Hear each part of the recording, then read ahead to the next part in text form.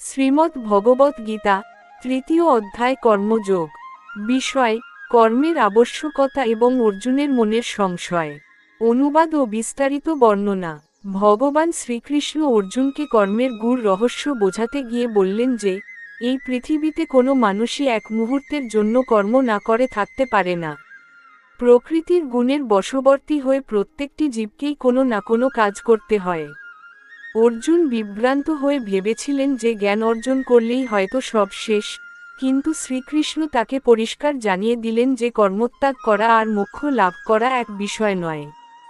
যিনি বাইরে থেকে কর্ম ত্যাগ করেন কিন্তু মনে মনে বিষয়ের চিন্তা করেন, তাকে কপট বা মিথ্যাচারী বলা হয়। তার চেয়ে বরং যিনি মনের দ্বারা ইন্দ্রিয়গুলোকে সংযত রেখে অনাস্থভাবে কর্ম করে যান, তিনিই শ্রেষ্ঠ। আমাদের এই শরীর রক্ষা করার জন্যও কাজ করা প্রয়োজন, কারণ অলস ব্যক্তি কখনো শান্তি বা মুক্তি পেতে পারে না। এই জগৎ কর্মের ওপর ভিত্তি করেই টিকে আছে, তাই অর্জুনকে তার ক্ষত্রিয় ধর্ম পালন করার জন্য যুদ্ধের মতো কঠিন কর্মেও প্রবৃত্ত হতে হবে।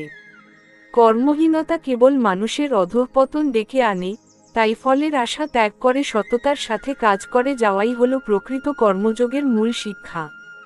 বিষয় যজ্ঞের গুরুত্ব এবং সৃষ্টিচক্র রক্ষা করা। অনুবাদ ও বিস্তারিত বর্ণনা।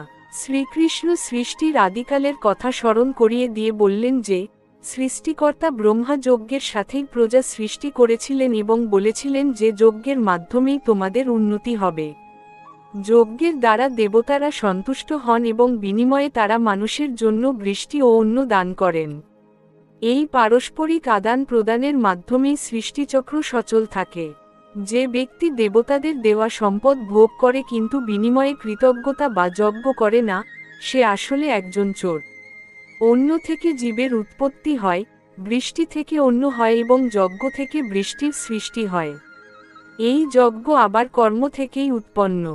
তাই যে ব্যক্তি এই জগতে প্রবর্তিত এই সৃষ্টিচক্র অনুসরণ করে না, তার জীবন বৃথা এবং সে কেবল ইন্দ্রিয় সুখে মত্ত হয়ে পাপে লিপ্ত হয়। প্রকৃতি আমাদের যা কিছু দেয়, তা আমাদের ওপর এক ধরনের দায়িত্ব বা ঋণ তৈরি করে। সেই ঋণ শোধ করার একমাত্র উপায় হল নিঃস্বার্থভাবে মানুষের সেবা এবং জগতের কল্যাণে কাজ করে যাওয়া। এই যজ্ঞ কেবল অগ্নিতে আহুতি দেওয়া নয়, বরং পরোপকার ও কর্তব্যে স্থির থাকাও এক প্রকার মহান যজ্ঞ। বিষয় মহাপুরুষদের আচরণ এবং জগতের আদর্শ স্থাপন। অনুবাদ ও বিস্তারিত বর্ণনা।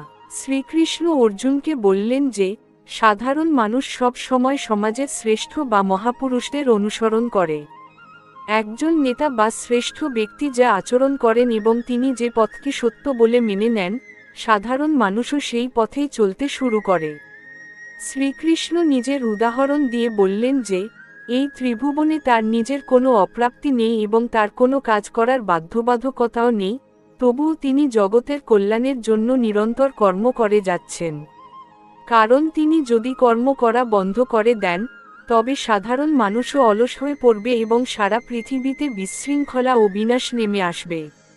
জ্ঞানী ব্যক্তিদের উচিত নয় অজ্ঞানীদের কর্মে নিরুৎসাহিত করা, বরং তাদের উচিত নিজেরা আদর্শভাবে কাজ করে অন্যদের অনুপ্রাণিত করা। অহংকারের বশবর্তী হয়ে মানুষ নিজেকে কর্মের কর্তা মনে করে, কিন্তু আসলে সমস্ত কাজ প্রকৃতির গুণাবলী দ্বারা সম্পন্ন হয়। যিনি তত্ত্ব জানেন, তিনি বোঝেন যে ইন্দ্রিয়গুলো কেবল বিষয়ের ওপর কাজ করছে, তাই তিনি তাতে আসক্ত হন না। অর্জুনকে একজন আদর্শ বীর হিসেবে এই যুদ্ধে লড়তে হবে যাতে ভবিষ্যৎ প্রজন্ম তার বীরত্ব ও ধর্মপরায়ণতা দেখে সঠিক শিক্ষা লাভ করতে পারে। বিষয় কাম ও ক্রোধই হল মানুষের পরম শত্রু। অনুবাদ ও বিস্তারিত বর্ণনা। অর্জুন যখন জানতে চাইলেন যে মানুষ অনিচ্ছা সত্ত্বেও কেন পাপে লিপ্ত হয়, তখন শ্রীকৃষ্ণ বললেন যে এর মূল কারণ হল কাম বা তীব্র বাসনা এবং তার থেকে জন্ম নেওয়া ক্রোধ। এই কাম হল আগুনের মতো যা কোনোদিন মেটে না এবং এটিই মানুষের পরম শত্রু। যেমন ধোঁয়া দিয়ে আগুন ঢাকা থাকে বা ধুলো দিয়ে দর্পণ আবৃত থাকে, তেমনি এই কাম মানুষের বিবেক ও জ্ঞানকে ঢেকে ফেলে। মানুষের ইন্দ্রিয়, মন এবং বুদ্ধি হল এই কামের প্রধান বাসস্থান। এই কাম মানুষকে মোহগ্রস্ত করে ফেলে এবং তাকে ধ্বংসের পথে নিয়ে যায়। তাই হে অর্জুন, তুমি প্রথমে নিজের ইন্দ্রিয়গুলোকে জয় করো এবং জ্ঞানের বিনাশকারী এই পাপরূপী কামকে বিনাশ করো। ইন্দ্রিয়গুলো শরীরের চেয়ে শ্রেষ্ঠ, মন ইন্দ্রিয়ের চেয়ে শ্রেষ্ঠ এবং বুদ্ধি মনের চেয়েও শ্রেষ্ঠ, কিন্তু আত্মা হল এই বুদ্ধির চেয়েও অনেক বেশি শক্তিশালী ও পরম। সেই পরমাত্মার শরণাপন্ন হয়ে এবং বুদ্ধির দ্বারা মনকে স্থির করে তুমি এই দুর্জয় কামরূপী শত্রুকে পরাজিত করো।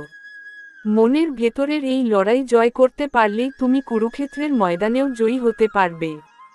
বিষয়: দিব্য জ্ঞানের প্রাচীন ইতিহাস এবং ভগবানের অবতার তত্ত্ব। অনুবাদ ও বিস্তারিত বর্ণনা।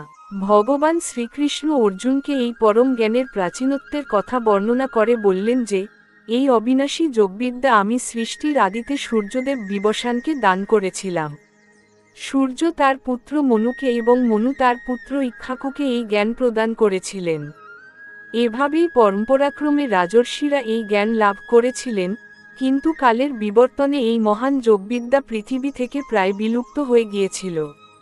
আজ তুমি আমার ভক্ত এবং অত্যন্ত প্রিয় সখা বলেই সেই পরম রহস্যময়ী ও শ্রেষ্ঠ জ্ঞান আমি তোমাকে পুনরায় প্রদান করছি। অর্জুন যখন প্রশ্ন করলেন যে কৃষ্ণের জন্ম তো সেদিনের, তবে তিনি কিভাবে সৃষ্টির আদিতে সূর্যকে জ্ঞান দিয়েছিলেন? তখন শ্রীকৃষ্ণ তার দিব্য স্বরূপ প্রকাশ করে বললেন যে, হে অর্জুন, তোমার এবং আমার অতীতে বহু জন্ম অতিক্রান্ত হয়েছে, আমি সেই সব জন্মের কথা জানি, কিন্তু তুমি তা জানো না। আমি জন্মহীন এবং অবিনাশী হওয়া সত্ত্বেও নিজের প্রকৃতিকে বশ করে স্বীয় মহাশক্তি দ্বারা যুগে যুগে পৃথিবীতে আবির্ভূত হই। যখনই পৃথিবীতে ধর্মের গ্লানি ঘটে এবং অধর্মের উত্থান হয়, তখনই আমি নিজেকে সৃষ্টি করি এবং ধর্মের পুনরুত্থানের জন্য মর্তে অবতরণ করি। বিষয়: ভগবানের মর্তে আগমনের উদ্দেশ্য এবং কর্মের চতুর্বর্ণ বিভাগ। অনুবাদ ও বিস্তারিত বর্ণনা। শ্রীকৃষ্ণ তার অবতার গ্রহণের মূল উদ্দেশ্য ব্যাখ্যা করে এক অমর বাণীতে বললেন যে, সাধু ব্যক্তিদের রক্ষা করার জন্য, দুষ্কৃতকারীদের বিনাশ করার জন্য এবং ধর্মকে সুপ্রতিষ্ঠিত করার জন্য আমি যুগে যুগে পৃথিবীতে আবির্ভূত হই। যিনি আমার এই দিব্য জন্ম এবং কর্মের তত্ত্ব যথাযথভাবে হৃদয়ে উপলব্ধি করতে পারেন, দেহ ত্যাগের পর তাকে আর পুনরায় এই দুঃখময় পৃথিবীতে জন্মগ্রহণ করতে হয় না, বরং তিনি আমার পরম ধাম লাভ করেন। আসক্তি, ভয় এবং ক্রোধ থেকে মুক্ত হয়ে যারা আমাতে পূর্ণচিত্ত সমর্পণ করেন এবং জ্ঞানের তপস্যার দ্বারা পবিত্র হন, তারা সহজেই আমার স্বরূপ প্রাপ্ত হন। যে ভক্ত যেভাবে আমাকে ভজনা করে, আমি তাকে সেইভাবেই অনুগ্রহ দান করি, কারণ মানুষ সব দিক থেকেই কেবল আমারই পথ অনুসরণ করে। জগতের কর্ম পরিচালনার জন্য গুণ এবং কর্মের বিভাগ অনুসারে আমি এই 4 বর্ণের সৃষ্টি করেছি, কিন্তু আমি এই সবের স্রষ্টা হওয়া সত্ত্বেও আমাকে অকর্তা এবং অবিনাশী বলে জানবে। কর্ম আমাকে কোনোদিন লিপ্ত করতে পারে না এবং কর্মফলের প্রতিও আমার কোনো স্পৃহা নেই। যিনি আমাকে এইভাবে চিনতে পারেন, তিনিও কর্মের বন্ধন থেকে মুক্ত হয়ে যান। বিষয়: কর্মের গূঢ় রহস্য এবং বিবিধ যজ্ঞের বর্ণনা। অনুবাদ ও বিস্তারিত বর্ণনা। শ্রীকৃষ্ণ বললেন যে, কর্ম কি এবং অকর্ম কি, এই বিষয়ে বড় বড় পণ্ডিতেরাও অনেক সময় বিভ্রান্ত হয়ে পড়েন। তাই আমি তোমাকে সেই কর্মের তত্ত্ব বলছি, যা জানলে তুমি অশুভ সংসার বন্ধন থেকে মুক্তি পাবে। কর্মের গতি অত্যন্ত গভীর, তাই কর্ম, বিকর্ম এবং অকর্মের পার্থক্য প্রতিটি মানুষের বোঝা উচিত।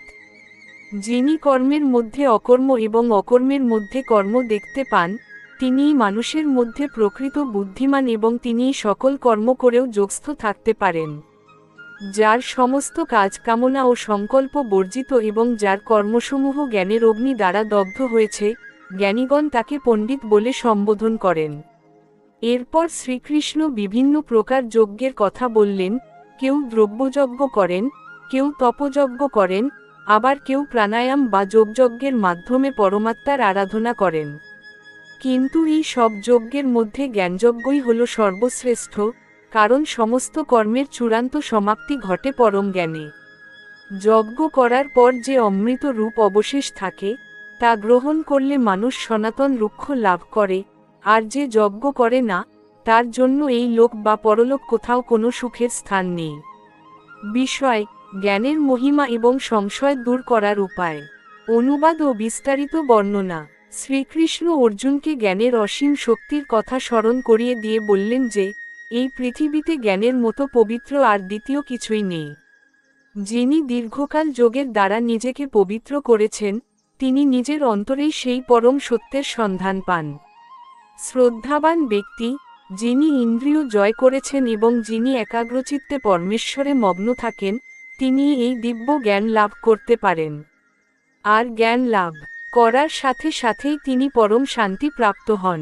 কিন্তু যার মনে সর্বদা সংশয় থাকে এবং যার কোনো শ্রদ্ধা নেই, তার ইহকাল বা পরকাল কোথাও কোনো সুখ নেই, সংশয়াত্মা ব্যক্তি কেবল বিনাশের পথেই এগিয়ে যায়। হে অর্জুন, তুমি জ্ঞানের তরবারি দিয়ে তোমার হৃদয়ে জন্মানো এই অজ্ঞানতাপ্রসূত সংশয়কে ছিন্ন করো। যোগের দ্বারা নিজের সমস্ত কর্ম পরমেশ্বরে অর্পণ করো এবং আত্মজ্ঞান লাভ করে সমস্ত মোহ থেকে মুক্ত হও। তুমি এখন উঠে দাঁড়াও এবং যুদ্ধের জন্য প্রস্তুত হও। মনে রাখবে, জ্ঞান হলো সেই নৌকার মতো যা পাপের সমুদ্র অনায়াসেই পার করে দিতে পারে। তোমার ভেতরের এই লড়াই তোমাকে পরম মুক্তির দিকে নিয়ে যাবে, তাই সমস্ত দ্বিধা ত্যাগ করে নিজের লক্ষ্যে অবিচল থাকো। শ্রীমদ্ ভগবদ্ গীতার ৪র্থ অধ্যায় বা জ্ঞানকর্ম সন্ন্যাস যোগ আমাদের শেখায় কিভাবে জ্ঞানের আলোয় কর্মের বন্ধন ছিন্ন করা যায়। আশা করি উজান গীতা চ্যানেলের এই পর্বটি আপনাদের ভালো লেগেছে। এই পবিত্র বাণী সকলের কাছে পৌঁছে দিতে ভিডিওটি লাইক ও শেয়ার করুন। নিয়মিত প্রতিটি অধ্যায়ের সহজ ব্যাখ্যা শুনতে আমাদের চ্যানেলটি সাবস্ক্রাইব করে পাশে থাকুন। আপনার মনে কোনো প্রশ্ন থাকলে কমেন্ট বক্সে অবশ্যই জানান এবং ভক্তিভরে লিখুন, জয় শ্রীকৃষ্ণ। দেখা হবে পরবর্তী পর্বে ৫ম অধ্যায় নিয়ে। ধন্যবাদ।